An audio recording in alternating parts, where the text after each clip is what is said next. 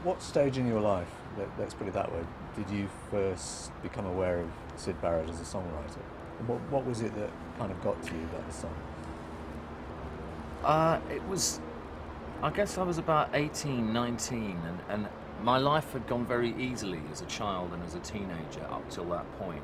I'd been quite successful at school and popular and got along with things, and then suddenly things began to go wrong for a variety of reasons. And I began to feel quite sorry for myself, and I got on the wrong side of a few drugs and things. I mean, nothing that wasn't standard issue in 1971, 72. Everybody was, that's what, the previous generation had the Great War, and they had World War II, and we had the drugs, but, I died for you at Woodstock and so on. But I suppose I was basically feeling very sorry for myself, and I got hold of the second Barrett record, and I just felt that this guy was saying everything I felt. This is exact. Terribly true on a Vegetable Man, where he's almost, apparently when writing it, he's sort of literally saying, okay, this is how I'm feeling today, this is me today, almost just putting it down straight from his... Right. Cut there. Hang Get on. rid of that. Vegetable Man, take 2. Yes. Yeah, Vegetable Man actually was sort of a bit of an exception, because it was quite a literal description, apparently, of what he was wearing and everything. I mean, as Peter Jenner said, I think he wrote it round at Jenner's house or something, but it was as if he was looking down on himself from somewhere else, and there was a sort of detachment from, I guess, his ego had got marooned 12 paces to the west of where Sid Roger actually was, and this was probably, I don't know why that song is so disturbing. It's very good, but I think that the powers that be have never wanted it released, because they see that as too literal a description of the state he was in. I mean, it seems harmless enough, but supposedly this stuff could summon up UFOs and things. But so you think of that as an exception because he's standing outside himself. Yeah, whereas I think most of them, you feel like you're actually, a lot of his songs are written in a kind of walking pace, the dum dum dum, and you feel as though you could, again, you're the camera behind the eyes looking out, and then you've got the sort of, the music comes on, and then you've got the sort of subtitles, if you like. You've got the lyrics coming along on the bouncing balls, so you're going sort of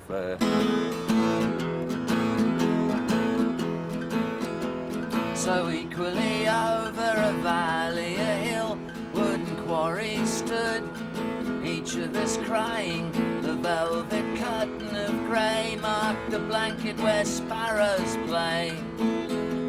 The trees by the waving corn stranded, my legs moved the last empty inches to you.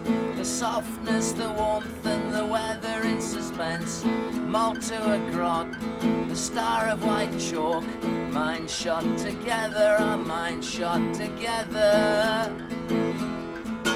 I mean, you could go and listen to Robbie Williams if you want, or whatever, but or the Spice Girls, or whatever was being sold. In those days it was chirpy, chirpy, cheap, cheap. There's always going to be something for the so-called silent majority. But whatever it was, it's just true. You can't argue with that. People can sort of rubbish it, or it's either for you or it's not. But it's just so. It's true. That's the real strength of Barrett stuff to me. Is it's truer than almost anything else. I mean, it's up there with Robert Johnson or Dylan at his most intense, or whatever. There's no attempt to sort of process it for somebody else's consumption. Oh, they'll get it if you do this. He obviously couldn't care less. Was pretty capable anyway. So.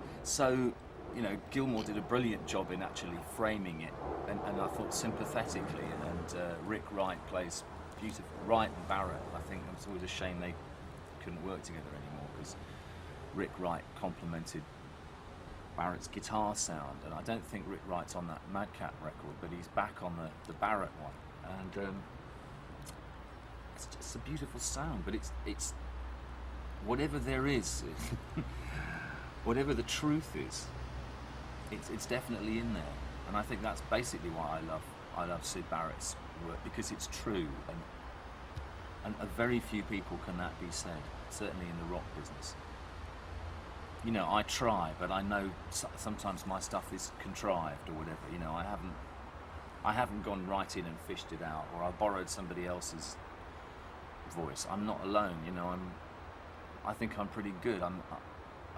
But it's not that. It's true, and it's also totally original. Even the Beatles and Dylan, you could see where Dylan was coming from Woody Guthrie, and he'd heard rock and roll, and he absorbed folk music, but you could see where Dylan got his ingredients from, and even his sound to begin with, and his attitude. Likewise, the Beatles, you know, you knew all the stuff they'd heard, everything from Ray Charles to Elvis to George Formby and Chuck Berry and all that. Barrett came out of and then went back into nowhere. I mean, it was all done in a year or something. He was only 21. I didn't write a good song till I was 30. You know, he had a sound that just, you know, you knew he was into Dylan and the Beatles, but there wasn't really much trace of that in the music. It was sort of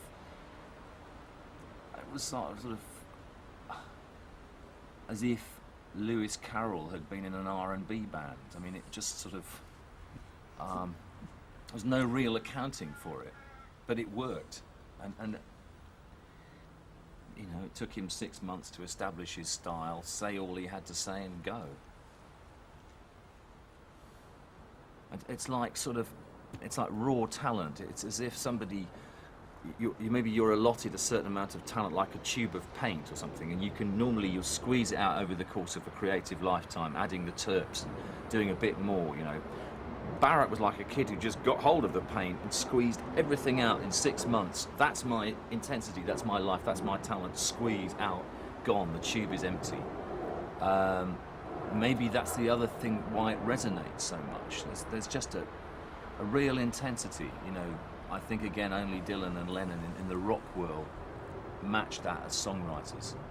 Ray Davies was great, and people have compared Barrett to Ray Davies, but Ray Davies has a lightness of touch, or Mark Bolan, you know.